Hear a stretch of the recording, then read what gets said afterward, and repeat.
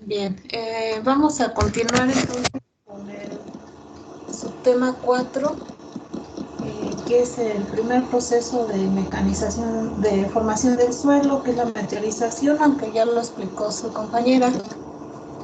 Vamos a ver en qué se divide cada tipo de meteorización. Recuerden, se habló de dos tipos de formación de suelo, o meteorización cuando se disgrega la roca, cuando se fragmenta. Había comentado su compañera la fragmentación física o mecánica. Por aquí alguno de los factores puede ser el aire. Bueno, el aire interviene en la erosión. Básicamente en la física, bueno, el aire, en el transporte sobre todo, la lluvia, el agua, en cuanto a la expansión o contracción del agua en las oquedades de la roca, pero también en la temperatura, ¿no? El otro tipo de meteorización es la química, donde interviene sobre todo el agua, la temperatura, y aquí pues cambia la composición sobre todo de los metales en la roca, ¿no? La otra, aunque se integra dentro de estas dos, pero si quieren ponerlo aparte, podría ser la biológica, meteorización biológica. Aquí las raíces de los árboles, de los líquenes, empiezan, por decir, las raíces de los árboles pueden crear una meteorización física, puede romper o fracturar al entrar la raíz sobre la roca. Y los líquenes, por aquí, si ustedes han observado las rocas que tienen líquenes, y si alzan los líquenes, pues debajo verán una especie de polvo, pues es la roca que está disgregando por los exudados de las raíces, ¿no?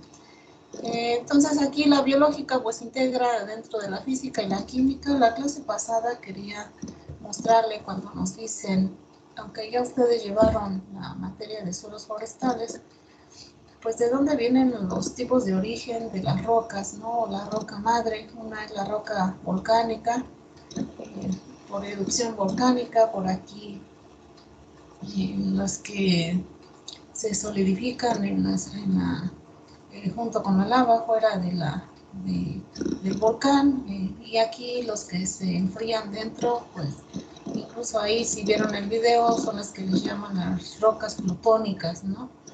Las rocas sedimentarias, como dice aquí, se originan por los sedimentos, acumulación de sedimentos de miles de millones de años, ¿no? A partir, dice, de fragmentación de rocas, pero también con esto de los seres vivos, ¿no? Incluso si ustedes van por allá, o quienes son de Yucatán, en el suelo pueden encontrar esta formación de calizas con algunos fragmentos de algunos fósiles. Bueno, estos serían por sedimentos. Las metamórficas se crean a partir de otras rocas, forman otro tipo de rocas, también por aumento de temperatura o presión. El ejemplo aquí, las calizas se forman, el mármol se forma a partir de las rocas calizas. Las pizarras, pues a través de las arcillas, aquí por compresión o aumento de temperatura. También hablamos de los suelos.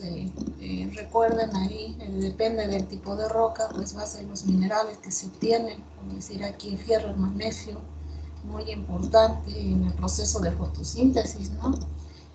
Bueno, ¿de dónde se obtienen? El ejemplo aquí, tenemos rocas volcánicas, y aquí menciona, ¿no? Aquí sería la cantidad de fierro y magnesio. Pues aquí, por decir, la peridotita tiene más altas en fierro y magnesio, ¿no? Y aquí disminuye, ¿no? Más como brevario. El caso de las arcillas, muy importante, que después vamos a ver la capacidad de intercambio catiónico. Pues el suelo debe de tener arcillas para que jalen, por decir así, los principales cationes, que son pues los nutrientes de las plantas, ¿no? ¿De dónde vienen las arcillas? Pues de las rocas sedimentarias, y algunas de estas los tenemos, ¿no? Bien, nada más. Les había dejado que vieran el video, no sé si lo vieron. En caso de la meteorización físico-mecánica, habla de ahí de la crioplasticidad. ¿Alguien quiere comentar? ¿Qué elemento es el que lo origina? ¿Y cómo se origina? Jóvenes, ¿sí me están escuchando?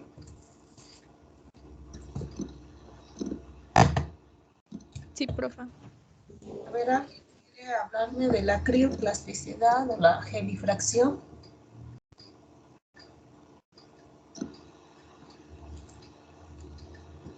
¿Alguien vio el video?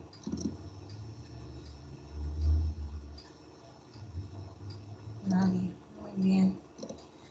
Bueno, la gelifracción es cuando es por la acción del agua, sobre todo se da en climas fríos, el agua penetra en las hendiduras, se congela y esto hace que se expanda, ¿no? Se expanda el agua, la congelada, aumenta su volumen y esto bueno, al siguiente día, pues posiblemente las temperaturas aumenten, se descongela, entonces en este proceso repetitivo de congelamiento y descongelamiento, pues hace que la roca se fracture por el proceso de dilatación del hielo.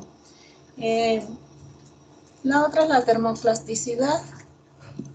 La termoplasticidad pues se debe al efecto de la temperatura, sobre todo en zonas, en regiones donde hay fluctuaciones muy significativas de la temperatura. Aumenta la temperatura, hace que la roca se dilate, pero también hace que la roca en la noche, cuando disminuye la temperatura, se contraiga, y también por efecto de ese fenómeno de sobrecalentamiento y enfriamiento hace que se disgregue la roca.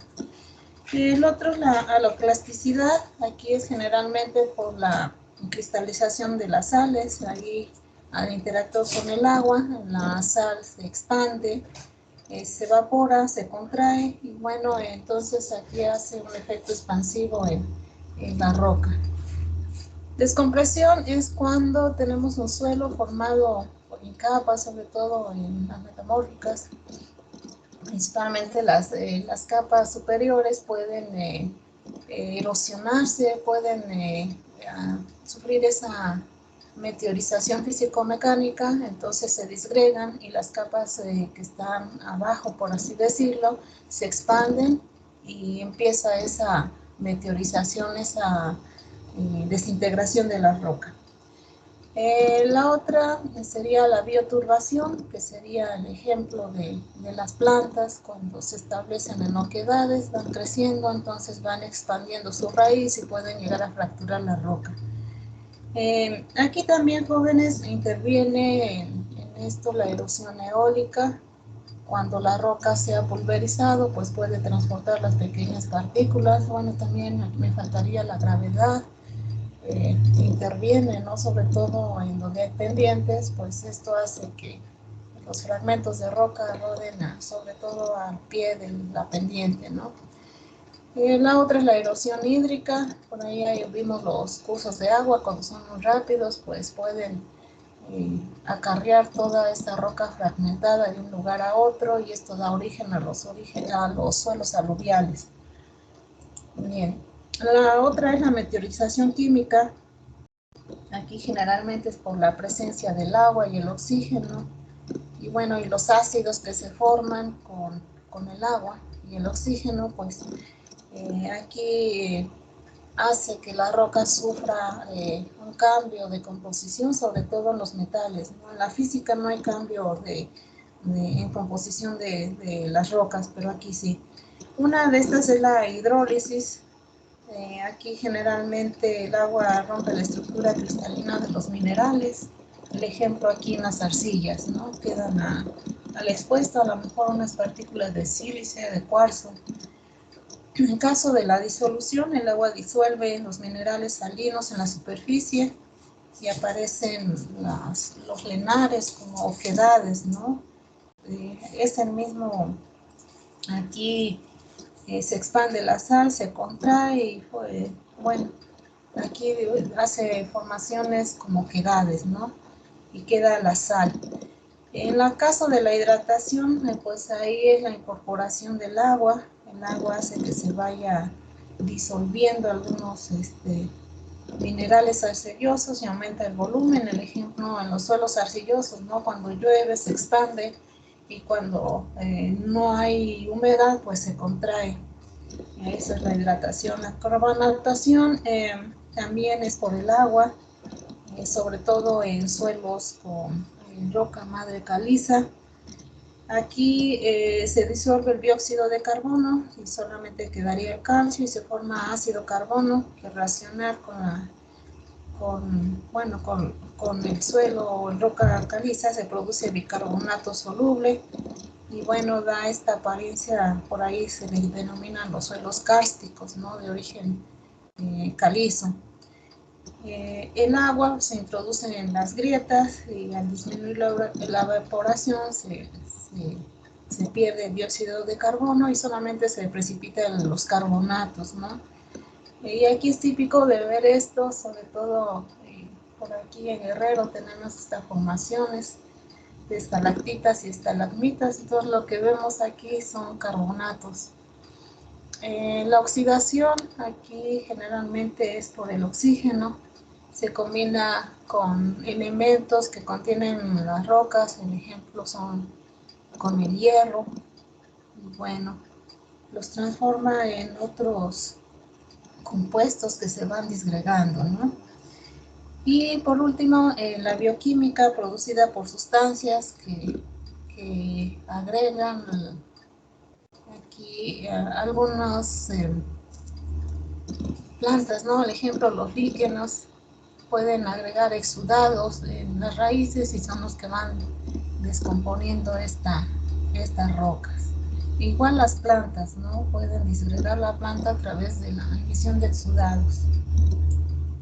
Bien, continuamos con la formación de suelos, el punto 5.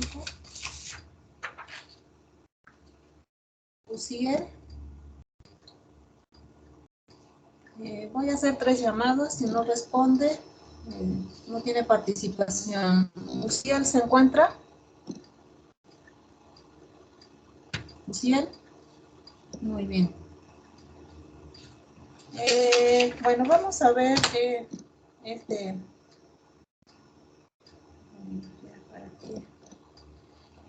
el punto 5 se refiere a los factores que intervienen en la formación de los suelos. Aquí, pues uno de ellos es la roca madre, que ya lo vimos que puede ser ígnea, metamórfica o sedimentaria. El clima, también los factores bióticos, la topografía y el tiempo. Entonces estos serían los 5 factores. Primero, la roca madre pues va a ser o roca madre o material parental. Constituye el primer elemento del cual se forman los suelos, ¿no?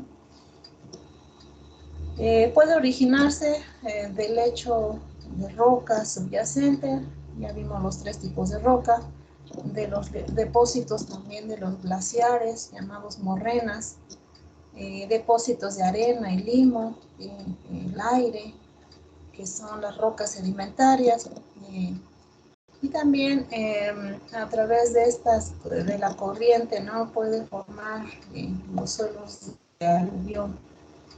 Bueno, también aquí, pues depende del tipo de roca, pues va a ser sobre todo primero el origen de las propiedades del suelo, también muy importante para el tipo de vegetación. El ejemplo aquí, pues ya lo vimos por meteorización, la roca madre se desintegra. A continuación, dice, se produce la movilización del suelo, que genera un soporte litoedáfico en el horizonte C, que es la roca madre.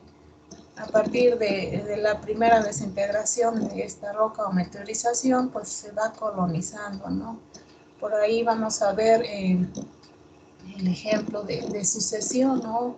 Las primeras plantas que llegan son las pioneras, algunas efímeras, duran una temporada, pero van agregando esa materia orgánica y es cuando se va formando el horizonte O.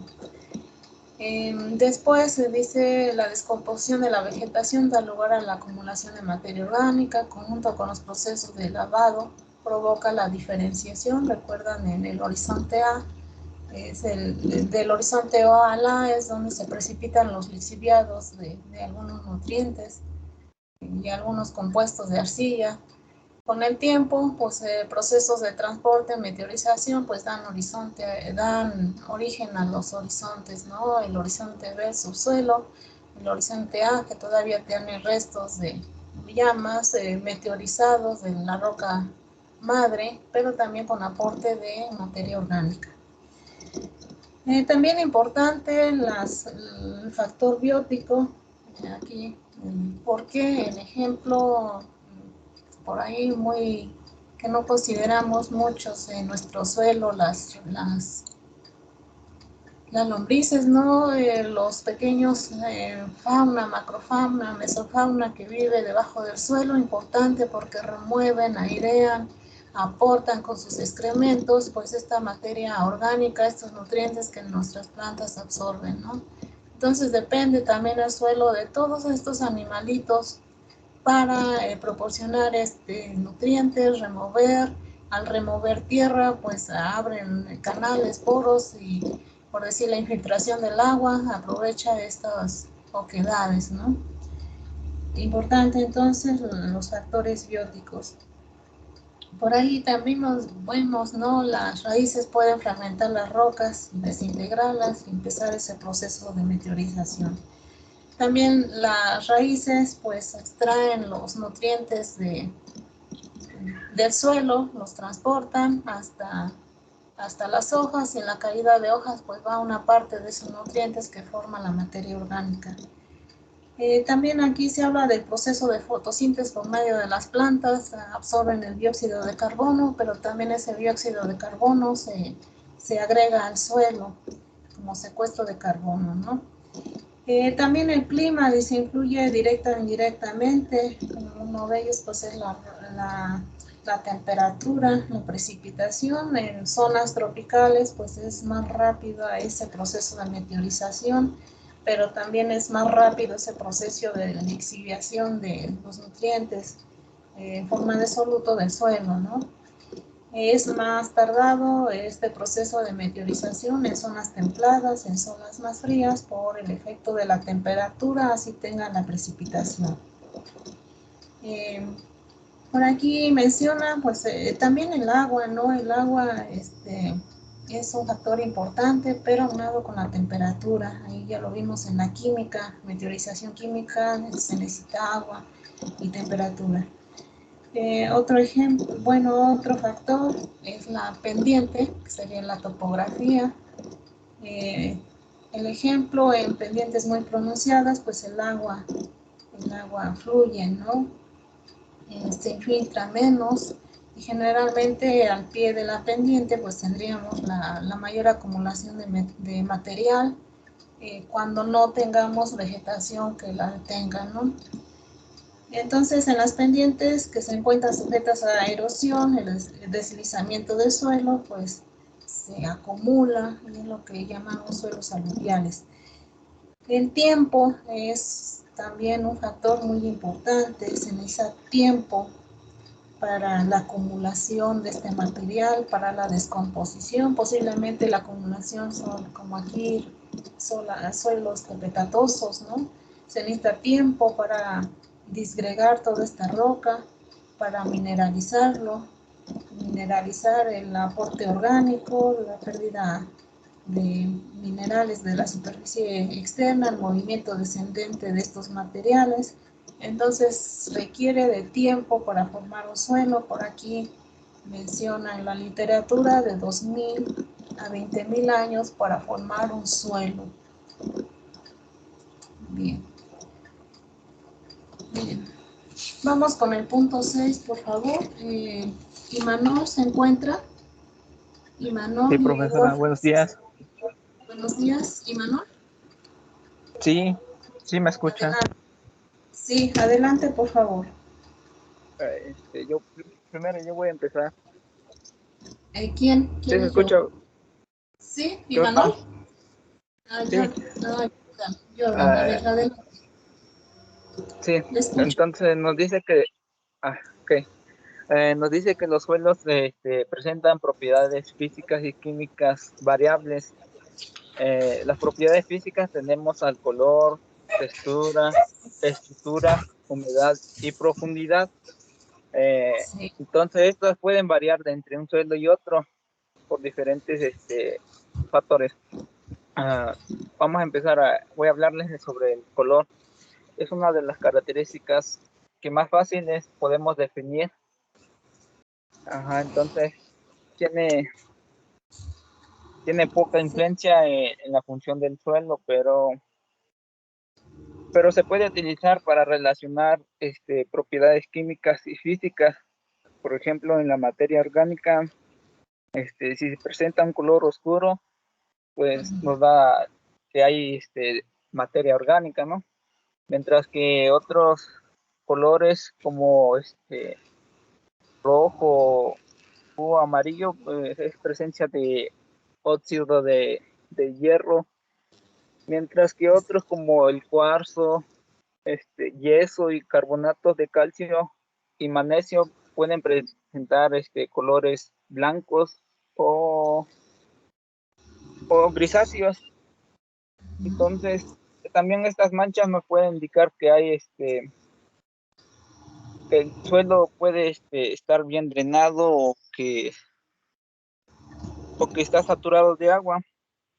Así es. También, entonces los suelos los podemos clasificar por los colores. Así es. De Y, hecho, perdón que me interrumpan. De hecho, no sé si hicieron prácticas de suelos. Hay una tabla que se llama los colores de Munsen y ahí ustedes hacen la prueba del color, ¿no? Y ver a qué clasificación corresponde. Miren, muy importante como es el color, porque nos define de qué elementos principales está compuesto el suelo. Aquí esta imagen, jóvenes, es el ejemplo de las arcillas, ¿no? Las arcillas que ustedes saben se utilizan en la industria de la pintura, en la cerámica, en la cosmética, ¿no? Todos los maquillajes y todo eso pues proviene de estos elementos minerales, ¿no? Y miren aquí, coloración hermosa, pues son arcillas. Muy bien. Eh, Continúe, por favor. Disculpe. va a seguir mi compañero Edgar. ¿Le va a Vale. hablar de la textura? Sí, profesora. Hola, buenos días. Bueno, voy. Adelante, sí. Pues nos dice que, bueno, otra de las propiedades es lo que es la textura y esta se hereda parte de lo que es la roca madre y pues es el resultado del proceso de la formación de los suelos.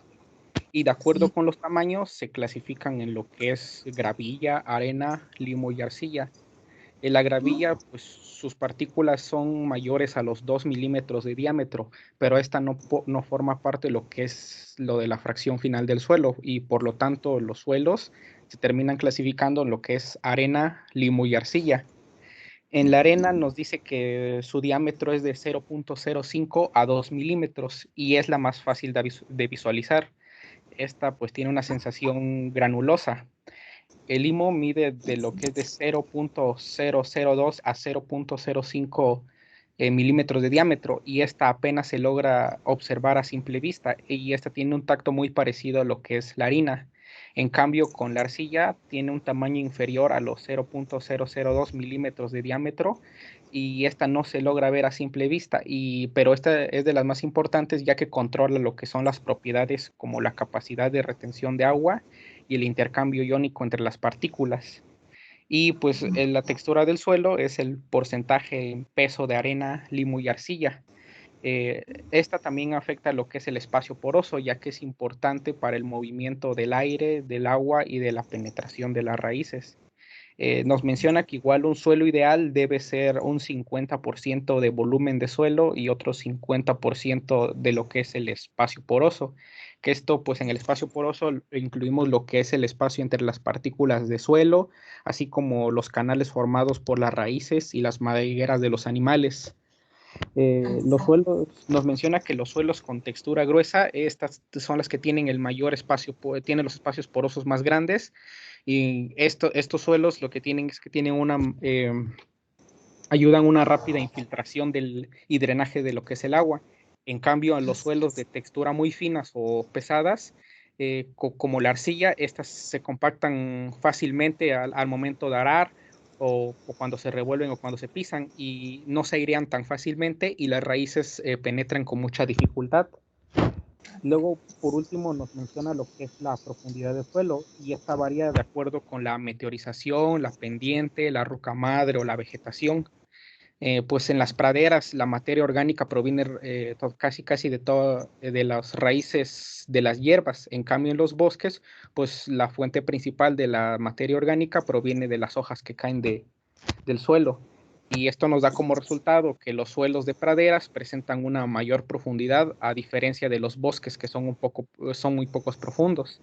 Y en tierras planas, pues el suelo tiende a ser muy profundo, mientras que en pendientes muy empinadas, en cimas o en crestas, el suelo suele ser poco profundo con el hecho de la roca madre, con el hecho de la roca cerca de la superficie. Muy bien, creo que es todo, ¿verdad? ¿Algo quiere agregar? Sería todo. Bien, muy bien, les felicito, jóvenes. Muy bien su tema. Bien, gracias. A ver, antes de que se me vaya cualquiera de los dos, ¿cómo se lee el triángulo de las texturas? Realmente da un ejemplo bueno, en la lectura que nos dio, que por ejemplo, que lo que es un suelo, si no me equivoco, un margen arenoso, que cuando es nos dice que es cuando un suelo, un 60%. Vamos a ver, ¿un cuánto, perdón? Es un 60% de arena. Ajá, proyectaríamos la línea hacia acá. Ajá. Un 30% de limo. De limo. A ver, vamos por acá. Lo proyectaríamos aquí. Ajá. Y un 10% de arcilla. Un 10% de arcilla, pues más o menos aquí. ¿Qué suelo nos dio? Bueno, ahí nos dice que es un franco arenoso. Ajá, bueno, y en el libro nos dice que era una marga arenosa. Sí. Ese nombre que recibe pueden encontrarlo como franco o margo, es lo mismo, es decir, contiene arcilla, limo y arena. Contiene las tres proporciones. Los suelos francos contienen principalmente estas tres proporciones de limo, arcilla y arena. Muy bien. El ejemplo que viene aquí encontré muy ilustrativo, por decir, tenemos un suelo con 30% de arena, entonces lo que hacemos es proyectar toda la línea hasta acá. El segundo es el limo, 40% la proyectamos acá, y arcilla 30%, y donde se crucen pues ponemos el punto y vemos. El ejemplo es un suelo franco arcilloso, es decir, están equilibradas, diríamos como un suelo muy ideal, ¿no? Equilibrado en tanto arcilla, limo y arena. Si tuviéramos un suelo con mucha arcilla, por ahí ya lo mencionó su compañero,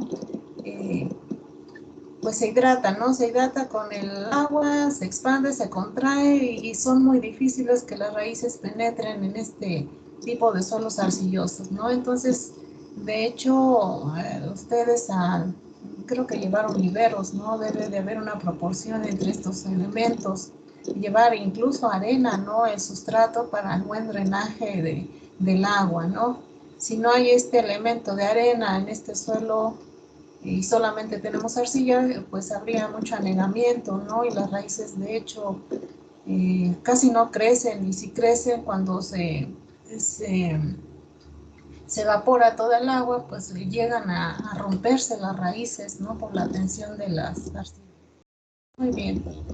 Es importante, jóvenes, en su vida profesional, alguno de ustedes pues va a manejar esto de qué tipo de suelo tienen para algún cultivo, para alguna plantación. Importante saber esto. Ya lo mencionaba su compañero, la importancia de las arcillas, pues depende de las arcillas. el contenido de arcillas por la fertilidad del suelo. Gracias, jóvenes. Y bueno, pues nada más aquí en esta gráfica es el tiempo de filtración del agua, ¿no? En los tipos de suelo, un suelo arenoso, pues aquí la velocidad es más alta, conforme aquí pues se va acabando el agua, pues ya es más alta, ¿no? En el suelo de textura medio o marco que menciona la literatura o suelo franco, pues eso media la filtración, y un arcilloso pues es completamente lento. Muy bien. Vamos con sus compañeros, el punto 7. A ver, aquí me tocó a Yair. ¿Se encuentra Yair? Maestra, Ochoa, Jair me comentó que no podía entrar a las clases, a la clase porque tiene problemas de conexión. Bien. Gracias. Entonces vamos con el 7. Gracias, compañera. En el 7, depende también, jóvenes, aquí en el perfil de un suelo, pues depende del clima, de la temperatura, pues va a depender incluso los horizontes que tengan, ¿no? En zonas áridas, el horizonte O, pues a veces casi es inexistente, casi se tiene el horizonte A. Bien, vamos a ver. Primero, inicialmente, el suelo, ya lo vimos, por efecto de meteorización, se forma a partir de la roca madre. Supongamos la roca madre llega acá hasta arriba y empieza ese proceso de meteorización y colonización de primeras plantas, y empieza ese aporte de materia orgánica para formar el horizonte A. Entonces, con el transcurso del tiempo, pues esta roca madre se va modificando, se acumula materia orgánica y existe el movimiento descendente de material. Por aquí algunos silicatos de la roca madre pues se pasan al subsuelo, ¿no? En ese proceso que llamamos lixiviación. Entonces este proceso pues da formación a diferentes capas, podríamos decirlo, horizontes, incluso si ustedes hicieron algún perfil de suelo, pues incluso se ve el cambio de coloración, ¿no? Entonces, esta secuencia de capas, pues es lo que le vamos a llamar un perfil de suelo. El perfil de suelo generalizado sería este, donde tenemos capa O, la A, la B, la C.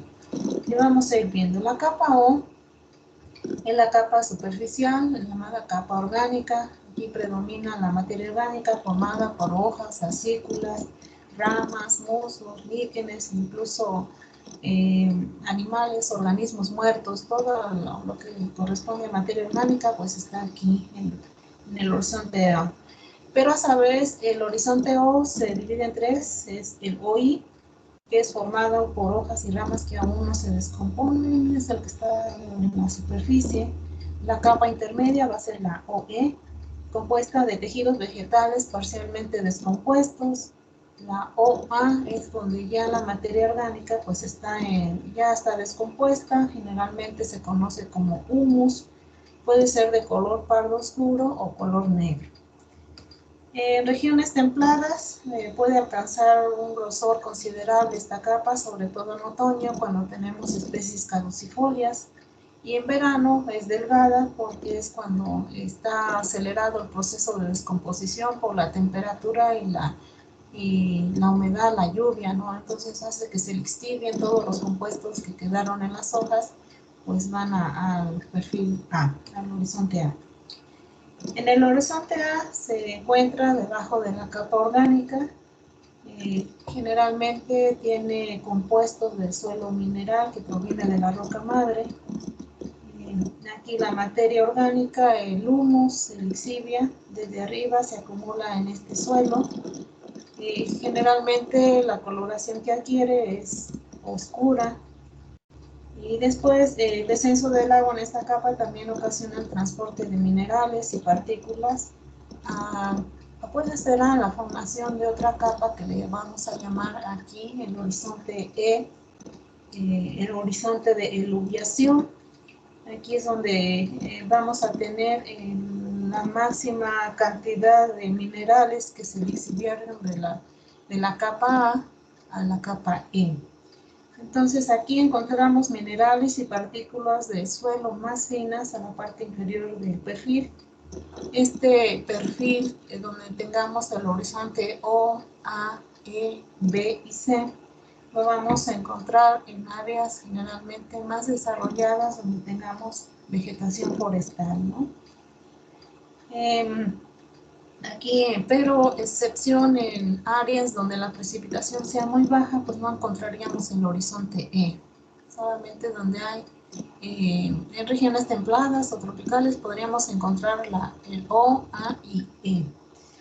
Bien, en el horizonte B, que es el llamado subsuelo, se encuentra debajo del horizonte A o del horizonte E, también denominado subsuelo, contiene menor cantidad de materia orgánica que el horizonte A, presenta acumulaciones de minerales de la arcilla, sales, debido a la lixiviación. Lixiviación es como esa pérdida de minerales y por el agua, ¿no? Se van a la siguiente capa. Esta capa, la B, también se va a llamar horizonte de iluviación. Presenta una estructura más densa que el horizonte A, lo que hace difícil que pues las plantas, sus raíces lleguen hasta el subsuelo, ¿no? Salvo de algunos de los árboles, ¿no? Esos sí pueden penetrar hasta el horizonte B. También este horizonte se va a diferenciar de color, la estructura y el material de que esté formado. Y por último, el horizonte C, que es el material no consolidado, el material que todavía no se ha meteorizado y proviene de la roca madre, ¿no? Y aquí está compuesto de material original, a partir del cual se formó ese suelo. No ha sufrido, este suelo pues no ha sufrido suficientes alteraciones para formar el suelo. Y después del horizonte E, en algunos vamos a tener el R, que es en sí la roca madre. ¿De acuerdo? Bien. También depende de aquí, de un esquematizado muy rápido, de la región donde nos encontremos, es, como les decía, la formación de estos horizontes, ¿no? En el ejemplo, en zonas templadas donde hay humedad, reciben el nombre de Pedalfer. Aquí tenemos, bueno, no pone la capa O, pero sí la hay. Aquí el húmedo, la meteorización del suelo, aquí tenemos ya humus, aquí cuarzo, en el horizonte A encontraríamos compuestos como el cuarzo, presentes en los suelos minerales arcillosos, ¿no? Aquí algo de óxidos en el horizonte B, encontraríamos algunas partículas, dice, de fierro y aluminio que se precipitan. Todos los materiales solubles como los carbonatos son lixiviados, ¿no? Aquí tenemos el horizonte C, que es el suelo rocoso de granito o el lecho de roca de granito, entonces tendríamos una roca ígnea. Ahora, en un clima seco llamado pedocales, pues aquí tendríamos humus y lixiviación del suelo, aquí meteorización del suelo. Tendríamos en el horizonte B pues algunos compuestos, aquí pellets, son como fragmentos, ¿no?, de calcio, carbonato de calcio que son precipitados y se forman los suelos caliches. Aquí tendríamos rocas de arenisca. Aquí por aquí hablaba de Chavistón. Sí, tendríamos, puede ser roca de arenisca o rocas sedimentarias. Estos son los limestone, ¿no?, sedimentarios.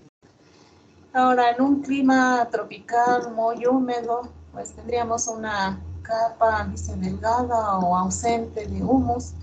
El horizonte B, pues es una capa delgada, sobre todo de hierro o de fierro y aluminio, óxidos de fierro y aluminio y ocasionalmente de cuarzo. Aquí el horizonte B sería un suelo rico en hierro y óxidos de aluminio, perdón, aquí es horizonte A, horizonte B, y aquí una delgada capa de meteorizada, ¿no? En este caso dice el hecho de roca de mafic igneous, son rocas ígneas muy ricas en fierro y magnesio, ¿no? Estos suelos se les llaman lateritas. Ahora, este es el mismo que una zona seca, desértica, pues aquí encontraríamos en la parte superficial casi, pues se puede decir ausente la capa orgánica, encontraríamos solamente, como dice aquí, un mosaico de rocas, ¿no? Amontonadas. Aquí tendríamos en el suelo A, pues una débil o efímera, ¿no? Capa de humo mezclada con los minerales. En el B también encontraríamos, dice, una capa variable acumulada, un suelo seco, de café a café rojizo, con variable acumulación de arcillas, calcios, carbonatos y algunas sales solubles. Y bueno, en el C, pues el material parental. En un suelo de pastizal, en un clima semiárido, aquí, como ya lo mencionó su compañero, aquí tendríamos un horizonte O muy profundo, aquí, sobre todo por este aporte de materia orgánica de los pastizales, ¿no? En sabanas también encontraríamos esto. Horizonte O, un horizonte A alcalino, de color oscuro y rico en humus, en materia orgánica ya descompuesto. Aquí tendríamos el horizonte de eluviación, la lixiviación de estos minerales y la acumulación en el horizonte E. Un subsuelo compuesto de calcio, las arcillas de calcio, ¿no? Aquí tendríamos el lecho de roca, suelos calcáreos y la roca madre. Entonces va cambiando, jóvenes, depende. Aquí falta esquematizar el O en climas templados, pues tendríamos ¿no? Por ahí habla de que en otoño es cuando esta capa orgánica aumenta por todo, sobre todo las especies caducifolias, ¿no? Aumentarían el grosor de este horizonte O. Aquí en los climas secos, pues es casi inexistente. En climas húmedos sí existe esta capa O, pero así como está, pues el proceso de descomposición es muy rápido por la alta temperatura, la alta precipitación. Bien. Seguimos con el 5.8, por favor.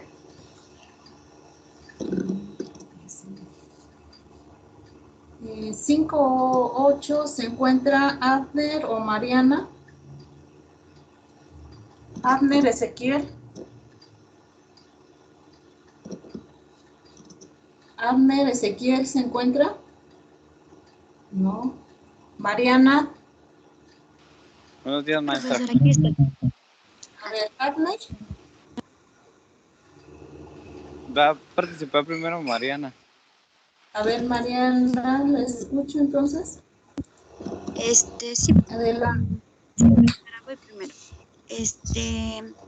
En este subtema se menciona que durante las lluvias el agua de la superficie, el agua de la superficie se mueve en el suelo mediante la infiltración. Esta se transporta por defecto por la gravedad en los espacios porosos abiertos del suelo y el tamaño el tamaño de las partículas y su correspondencia de distribución determinan la cantidad de agua que puede entrar. También menciona que un suelo saturado se refiere a la cantidad de agua que excede la capacidad de retención del espacio poroso, por lo que el agua excedente se drena libremente por sí mismo. Otro de los puntos es que menciona que si todos los espacios porosos se encuentran llenos y se retiene, ahí mediante las fuerzas capilares internas, A esto se le llama la capacidad de campo. Esta se expresa como por porcentaje del peso o volumen del suelo ocupado por el agua saturada comparada con el suelo seco, que esto se obtiene por el horno, una muestra a horno a una temperatura estándar. Cuando se seca. También, cuando se seca. Y el agua que retiene en capacidad de campo varía según la textura del suelo, ya sea por suelo arenoso, limo o arcilla, arcilloso. También menciona que los suelos arenosos presentan más poros grandes, por lo que el agua puede drenarse fácilmente, mientras que los suelos arcillosos cuentan con poros pequeños y retienen más el agua. Y menciona que el agua capilar, esta se refiere al agua que queda retenida en las partículas del suelo mediante fuerzas capilares. Y creo que eso sería todo de mi parte. Seguiría mi compañero. Muy bien, a ver. Vamos con el punto de marchitamiento.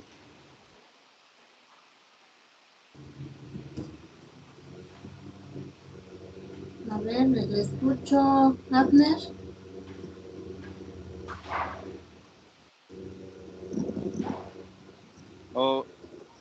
¿Sí me escucha? Sí, adelante. En el punto del marchitamiento, maestra, es dependiendo de la capacidad del campo. El tamaño de las partículas influye mucho en la forma directa que tiene el espacio poroso. ¿Qué es el punto de marchitamiento?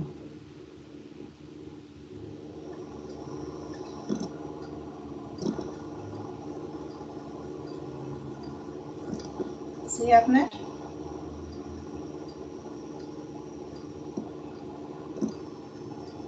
Continúe. Abner. A ver, creo que ya se fue su compañero.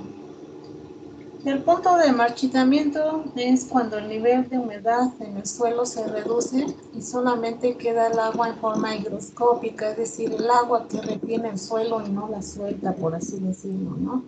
Entonces el agua absorbida por las partículas del suelo, pero que no están disponibles para las plantas. Ese sería el punto de marchitamiento, ¿no? Ahora, viene un término que es la capacidad de agua disponible. A ver si está, Abner. Capacidad de agua disponible es la cantidad de agua que retiene el suelo y es la diferencia, ¿no?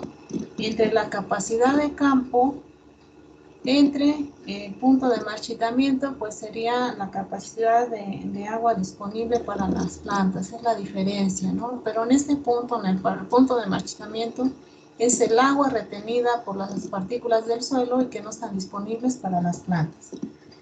Bien, por aquí, por debajo del punto de marchitamiento, el agua permanece en el suelo, llena hasta el 25% de los espacios porosos por las partículas del suelo. Estas la retienen con fuerza y lo que le dificulta a la planta extraerlas, ¿no? También estos dos puntos, la capacidad de campo y el punto de marchitamiento, pues están influenciadas por el tamaño de las partículas, y ahorita vamos a ver en el esquema del suelo. Por la textura, el tamaño de las partículas del suelo influyen entonces directamente en el espacio poroso y la superficie a la cual se adhiere el agua. Por aquí ya mencionó su compañera, en un suelo arenoso los espacios entre las partículas del suelo son más grandes, por lo tanto la infiltración pues es más rápida, ¿no? En un suelo arenoso, arcilloso, sería aquí menos, ¿no? Y bueno, Vamos aquí en el ejemplo de, a ver, la arena presenta un volumen de espacio más poroso entre un 30 y un 40%. Los suelos arcillosos y margos, ya vimos que son los suelos francos, es de un espacio entre un 40 y 60%. Por aquí los suelos arcillosos, cuando el espacio es más, sí, los suelos arcillosos tienen mayor capacidad de campo, es decir, mayor cantidad de agua, ¿no? Por aquí vamos a ver un poquito esquematizado el tiempo, ¿no? Aquí el contenido de agua de 3 suelos, tenemos arena, el suelo franco, areno, limo arcilloso. Aquí un franco arcilloso limoso es una textura muy fina, aquí sería una textura media y aquí los arenosos, ¿no? Lo que se está especificando, agua no disponible, que es el punto de marchitamiento. Vamos a verlo aquí en suelo arenoso, su punto de marchitamiento. Recuerdan, es ahí el agua retenida por las partículas. La arena pues retiene menos. En un suelo de textura media, 1.8 aquí pulgadas, sería medio. Aquí el limoso es el que retendría un poco más de agua, 2.6. El otro punto sería aquí la capacidad de agua disponible, que es la diferencia de la capacidad de campo y el punto de marchitamiento. Pues aquí los que tienen menor capacidad de agua disponible pues son los suelos arenosos, los de textura media, pero aquí los que tendrían más son los de textura fina, ¿no? La otra, la capacidad de agua de saturación, ¿no? Que es el agua que se drena por efecto de la gravedad cuando se han llenado todos los espacios porosos, ¿no?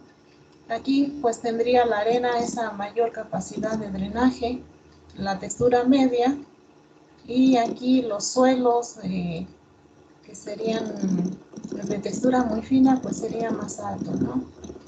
Recuerdan aquí para que filtre el agua pues es más lenta esa filtración cuando son suelos muy finos. Ahora aquí en la relación, esto es como complemento de los suelos que podríamos tener, la textura del suelo y cómo se infiltra el agua. El suelo arcilloso es muy bajo, la aireación es baja, retención de agua es muy alta, son muy erodables, retención de nutrientes muy alto, aquí tenemos mucha arcilla, mineralización es muy baja, facilidad para formar buena estructura es alta. Aquí es muy baja por la retención del agua. Cuando se retiene el agua, pues el proceso de descomposición de materia orgánica es muy lento. Facilidad para formar buena estructura alta, y limoso, pues vamos aquí con todas estas variables, ¿no? En un suelo de textura media, pues todo el proceso serían medios porque tiene esta composición de arena, limo y arcilla, ¿no? Entonces, infiltración media, aireación media, retención de agua de media alta, erosión media, retención de nutrientes media alta, mineralización media, facilidad de formar buena estructura media alta.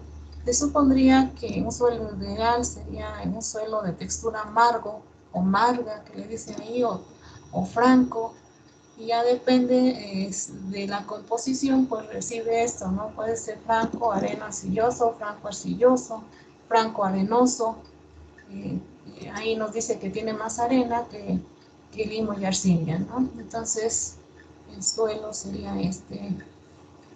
con el suelo ideal, ¿no? Con la composición de arena, limo y arcilla. Y lo mismo aquí, el espacio poroso en la arena, el limo y la arcilla. Bien. Sí, me escucha, joven, que ya no se le escuchó. La topografía que tiene que ver con esto de la textura de los suelos, jóvenes, y la retención de humedad. Abner, ¿sí me escucha?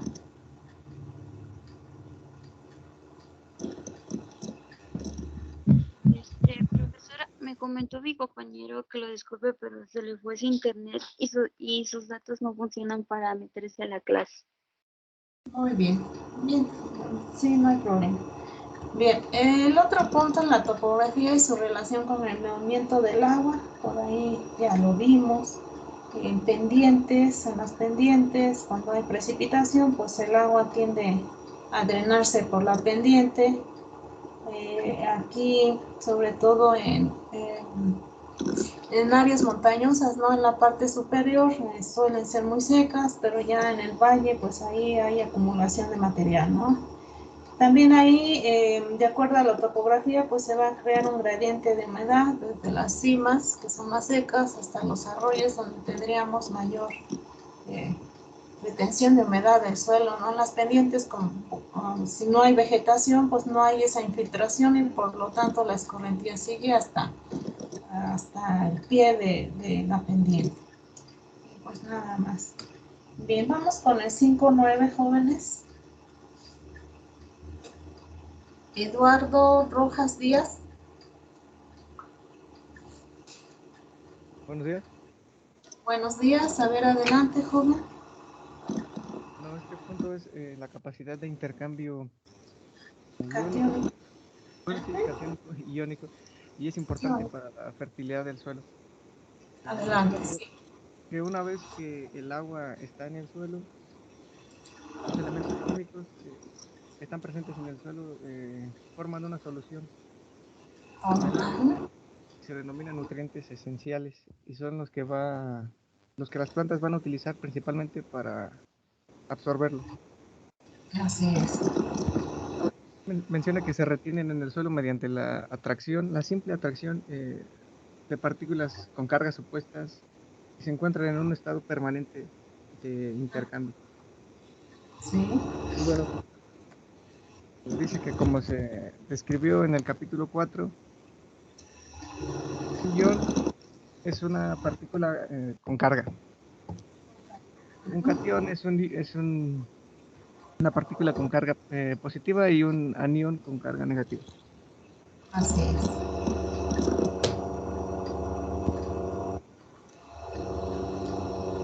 Adelante. ¿Cuáles son los cationes principales del suelo? Bueno, pues yo me imagino que depende del suelo, pero dice que principalmente puede haber calcio, magnesio, amonio, perdón. Amonio, ajá. Potasio. Y de aniones también puede haber aniones nitrato y sulfato. Nitratos, sulfatos, ahí faltó nitratos, sulfatos y los fosfatos también son Sí, fosfato. negativos. Ajá. Sí. Y bueno, Bien. a su vez menciona que también cada uno de estos cationes puede estar más fuertemente o más débilmente pegado. Pegados, ajá. Y aquí ¿A qué? orden.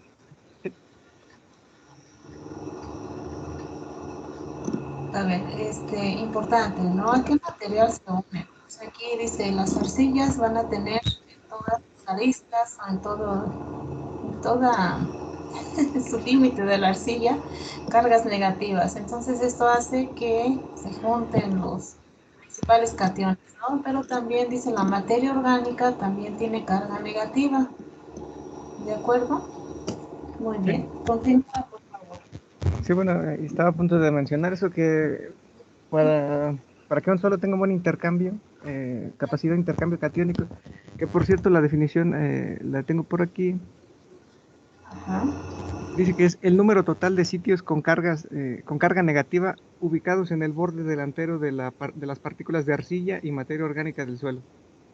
Así es. Muy Para bien. que un suelo tenga una buena capacidad de intercambio catiónico debe tener una buena proporción de arcilla y de materia orgánica. De acuerdo. Y menciona que los cationes que pueden estar más fuertemente o más débilmente añadidos son principalmente el aluminio, el hidrógeno, el calcio, el magnesio y así de mayor a menor, siendo los que más fuertemente enlazados están el aluminio y el hidrógeno. La clase pasada mencionaba por qué había aluminio. Ajá. O cómo se daba el aluminio, y pues aquí dice que es lo tenía.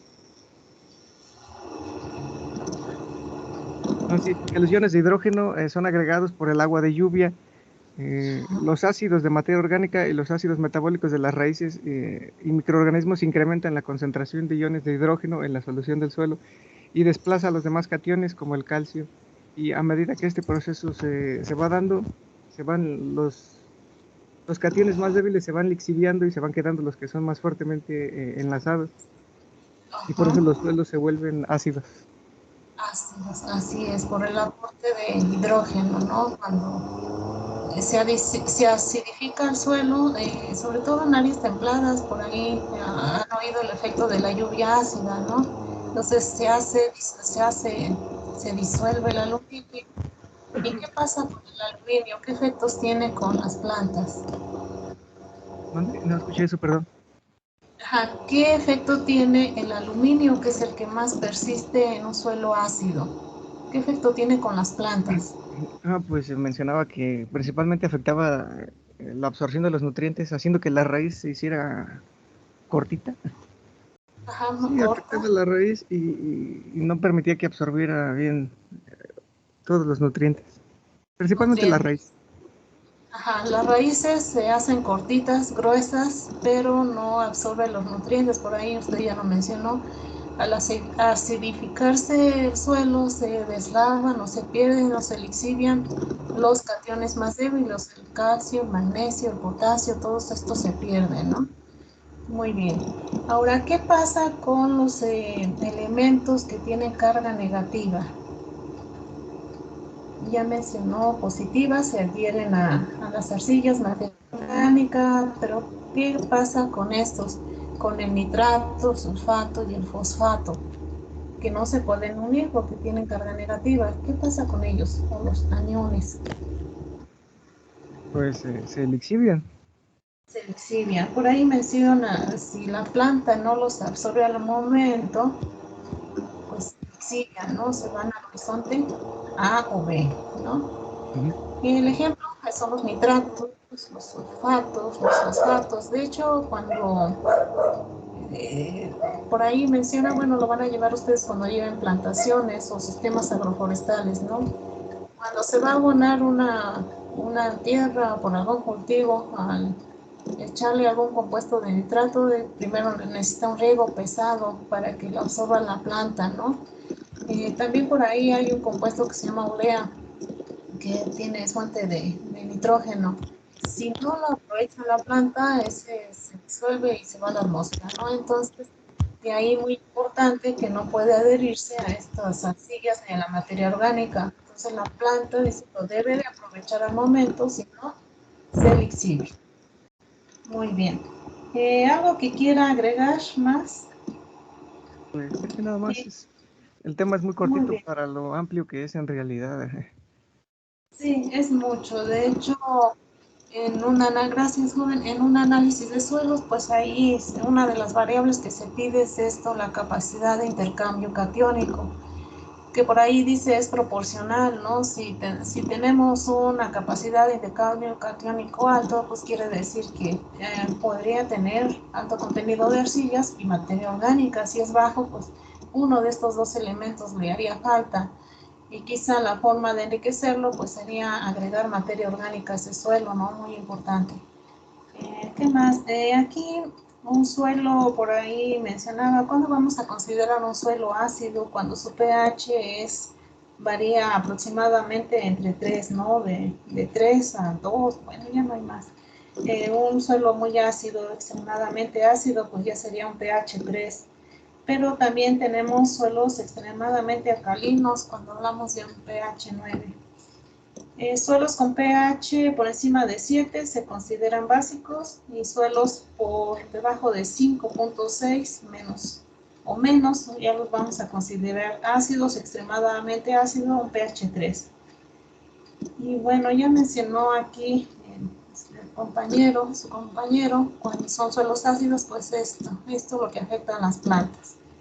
Nada más como complemento, no viene en su libro, pero aquí cationes intercambiables, aquí en un suelo, por decir, en un suelo de textura media, pues tendría un 79%, es donde tenemos arena, limo y arcilla, pero aquí tenemos más arcilla, miren aquí bajaría un poquito esa capacidad de intercambio catiónico. En cuanto al calcio, magnesio, aquí es mayor, textura media, este es 79% de calcio, 18% de magnesio, potasio, sodio. Esto de suma, las bases pues son todas las cargas de todos estos cationes, ¿no? En suma, a eso le llamaríamos bases. Capacidad de intercambio catiónico aquí en un suelo arenoso pues es más baja, en un suelo de textura media, en un suelo arcilloso, ¿no? Miren, tiene más, pues sí, es que tiene más cantidad de arcilla, pero ver todo lo anterior, a lo mejor la capacidad de infiltración es menor en este, ¿no? Ahora, aquí como sustratos que utilizamos mucho en vivero, ¿no? Esta marmolionita, caolinita, linita, pues son arcillas. Aquí su capacidad de intercambio catiónico, que son las cargas negativas, ¿no? Este suelo pues tiene más de esta arcilla, ¿no? ¿Cuál más he visto en vermiculita? Miren, se usa mucho en viveros, de 100 a 160, entonces tiene mucha carga negativa, ¿no? Y por aquí materia orgánica de 100 a 400, y ahí la importancia de esto. La turba, miren, que la utilizan mucho y se debe de combinar entonces, porque su capacidad de intercambio es menor. ¿Qué pasa si es menor? Pues todos estos componentes se lixivian. Ahora, en cuanto a la textura, aquí lo vemos, textura arenosa muy baja, blanco arenoso, textura media, y aquí con contenido de arcillas pues tendría un poco más, el arcilloso es más, pero vuelvo a repetir, aquí con los problemas de filtración de agua, de hecho pues se buscaría una textura media, ¿no? Bien. Pasamos con el 5.10, por favor. A ver. Axel, Alexis y Enrique. A ver, los escucho. A ver, ¿quién va a participar primero? Axel, primero. Axel, adelante, por favor. Bueno, como ya decíamos, los procesos básicos de formación del suelo, pues se deben a diversos factores ambientales, ¿no? Que en este caso puede ser la geología, pues el clima mismo y algunos tipos de vegetación. Bueno, para esto tenemos una variedad enorme de suelos, pero edafólogos reconocen que, bueno, principalmente son 5 procesos de formación de suelos, que pues es la laterización, la calcificación, la salinización, la podsolidización y la gleización. Bueno, la primera la podemos observar en ambientes húmedos y tropicales. En este caso, pues, las condiciones tanto cálidas y las condiciones de lluvia, precipitación, hacen que el suelo se mineralice de una forma rápida. En este caso, pues, son las rocas y los minerales. También, bueno, decía que en cuanto al agua, la lixiviación, pues, se debe, pues, a las grandes cantidades de agua, ¿no? Que bueno, impactan en el suelo. En este caso, podemos observar que en estos suelos mayormente son los putisoles, que tienen una fuerte coloración rojiza debido a los óxidos de hierro que pues se presentan en el suelo. El siguiente proceso es la calcificación, que consiste en la evaporación y absorción del agua. Aquí podemos observar que es un movimiento ascendente de las aguas subterráneas. En este caso, pues las sales alcalinas, que son, por ejemplo, el carbonato de calcio, se concentran en una capa del subsuelo, en el horizonte B, me parece. Y las aguas que se van infiltrando también se almacenan en esa capa, creando como una capa que pues se le denomina caliche, ¿no? En este caso es donde se calcifica el suelo. El siguiente compañero le explicará los demás procesos.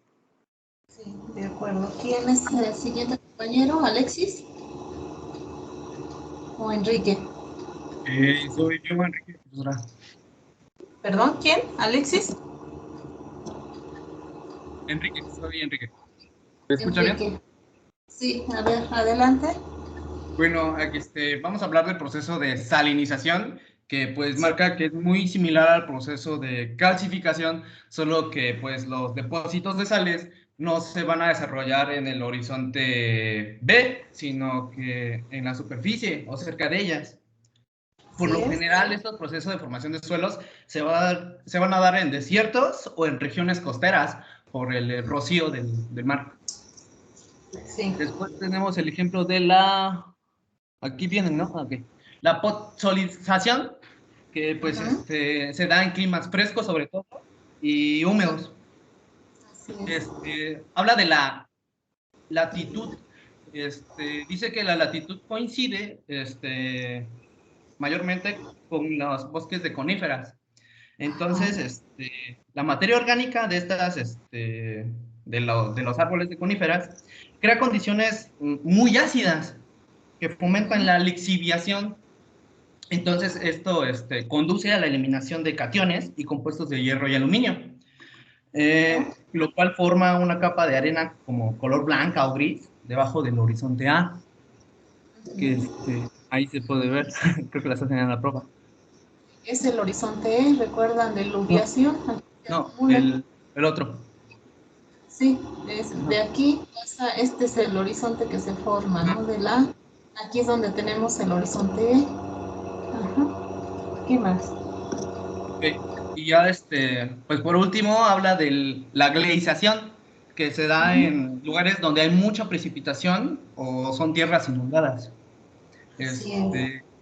Entonces, como hay humedad permanente, la materia orgánica se va acumulando porque los descomponedores tienen trabajan más lento, entonces no alcanzan a descomponer toda la materia orgánica porque y se va acumulando. Entonces, al irse acumulando la materia orgánica, al igual que la podzolización, libera ácidos orgánicos, y que pues estos ácidos reaccionan con el hierro y por lo regular van a hacer que nuestro suelo o nuestro horizonte se vea de un color negro o gris azulado. Este es el caso de los histosoles. ¿En dónde los encontramos, estos suelos? ¿Inundados? Ajá. Bueno, yo los llego a ver aquí en mi casa, los veo muy generalmente. Era una ciénega, entonces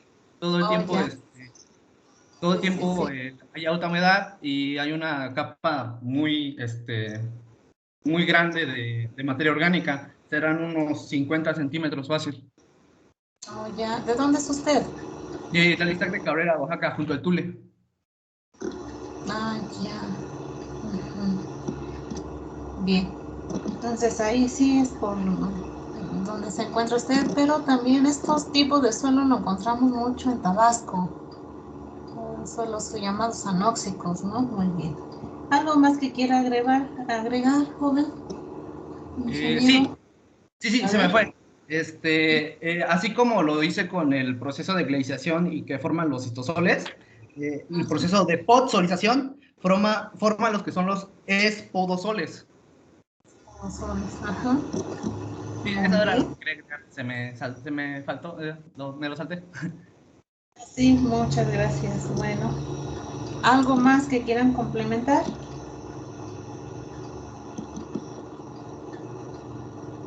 ¿No hay más?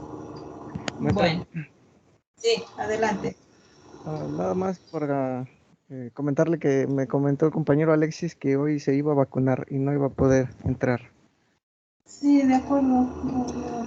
Bueno, sí hay problema porque no tiene ninguna participación el compañero, entonces no sé cómo le voy a evaluar su participación, pero gracias por avisarme.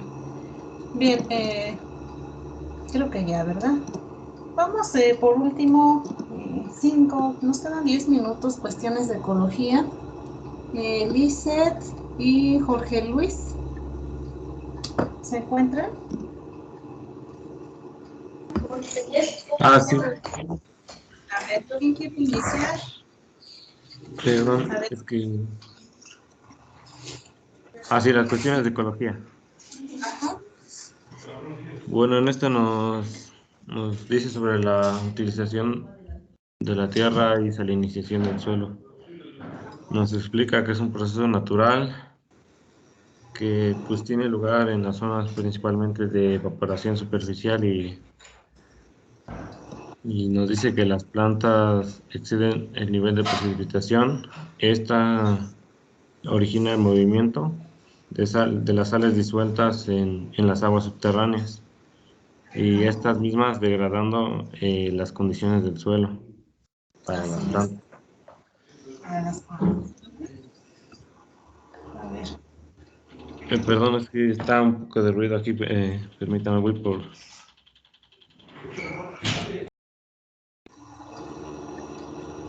chicos, apúrenme porque, perdón. Bueno, sí, tenemos 10 minutos. A ver, mientras tu compañera, ¿qué nos comenta? Lizeth.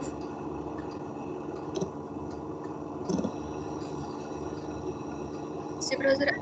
A mí me tocó la parte de cuantificando la ecología. Bien. Ajá. Ajá. No, mire, perdón, se me olvidó decirles, ya vamos a eliminar esto para los siguientes de cuantificando la ecología, porque no estamos haciendo ejercicios, pero bueno, a ver, coméntelo, por favor. Es la atenuación de la luz. Sí, Bueno, escucho. en esta parte nos explica cómo podemos utilizar la ley de Beer en cuanto a las bóvedas de los bosques. Bueno, como sabemos, en la mayoría de los bosques o selvas, los árboles extienden sus hojas y arman una bóveda vegetal. Y pues bueno, es lógico pensar que entre más grande es el área que abarque la superficie foliar, menor será la cantidad de luz que entrará y pues por ende, menor es la cantidad que llegará al suelo. La reducción de esta luz se va bajando conforme hasta llegar al suelo. Se conoce esto como atenuación vertical de la luz. Se puede medir en diferentes grupos de plantas y bueno, nos presenta ahí una fórmula que dice, en el que LDI nos expresa la cantidad de luz que alcanza a tocar. Por así decirlo, la cima de la bóveda. Y pues el subíndice I indica la altura vertical de la bóveda. A esto se le resta el logaritmo neperiano que nos da 2.718 elevado pues al índice de superficie foliar. Podría decirse que como el área que ocupa las hojas por K. En este caso, K representa la cantidad de luz que se ha diluido o propagado por unidad de índice de superficie foliar. Y pues su valor cambiará de acuerdo al ángulo de las hojas y de la capacidad de las hojas de absorber la luz. Y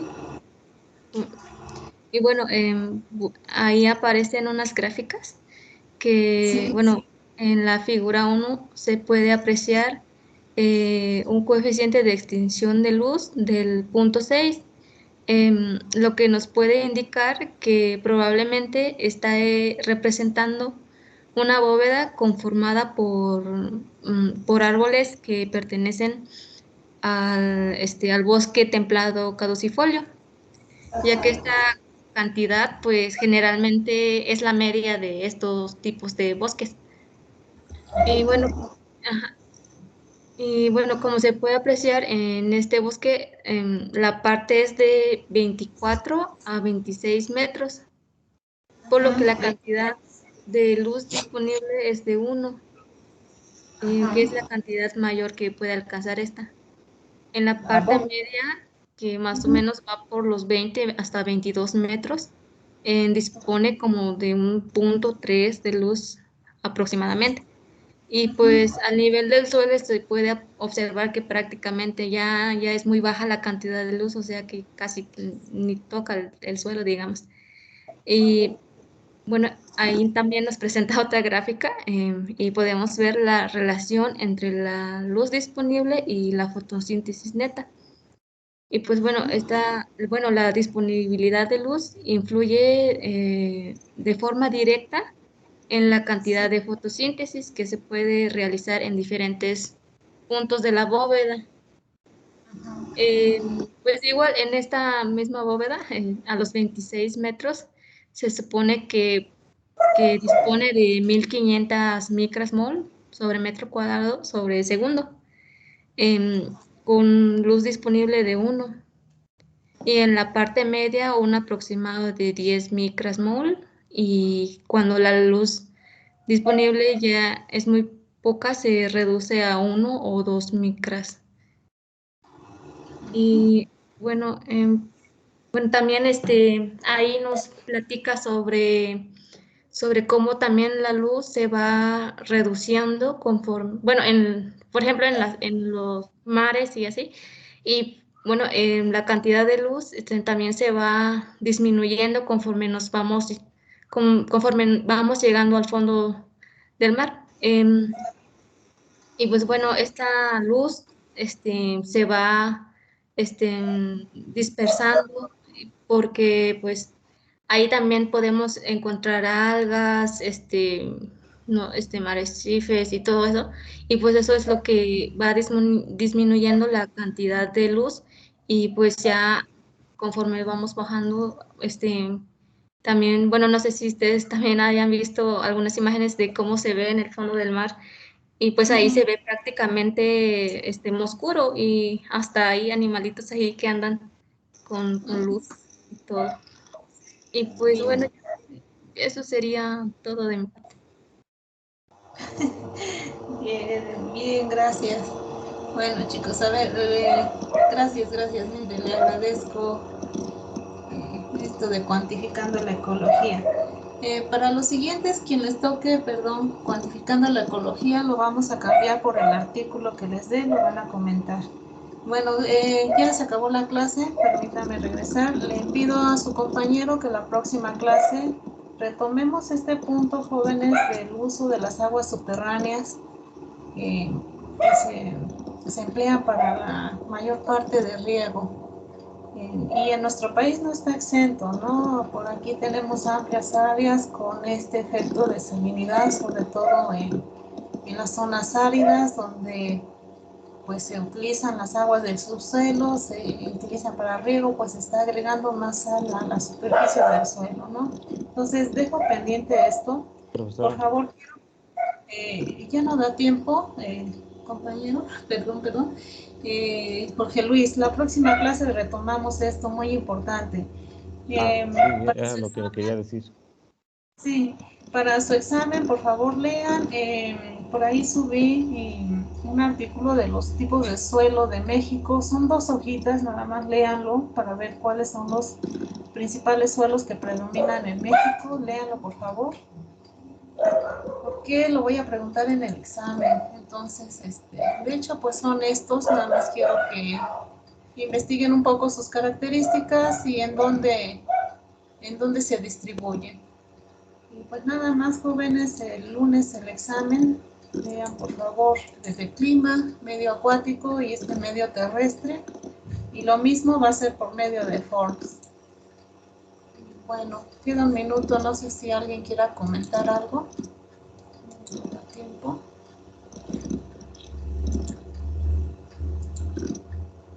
¿Alguien quiere comentar algo rápidamente?